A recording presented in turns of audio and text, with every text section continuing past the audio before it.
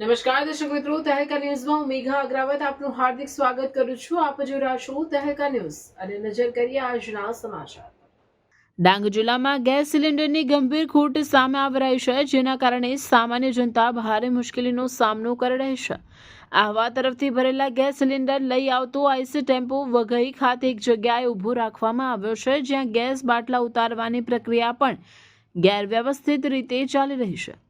માહિતી મુજબ ગેસ ઉતારવા માટે આવેલા ડ્રાઈવર સાથેના હેલ્પરો ઘણીવાર ગાયબ થઈ જાય છે, જેના કારણે ગ્રાહકોને લાંબા સમય સુધી રાહ જોવી પડે છે. ગેસ સિલિન્ડર લેવા આવેલા લોકો કલાકો સુધી ઊભા રહી કંટાળી જાય છે, છતાં યોગ્ય રીતે સેવા મળતી નથી. બીજી તરફ ઓટીપી સિસ્ટમ પણ યોગ્ય રીતે કાર્ય કરતી નથી. અનેક ગ્રાહકોને ઓટીપી ન મળતા તેઓને ગેસ મળવામાં વિલંબ થાય છે અને વારંવાર ચક્કર કાપવા પડે છે.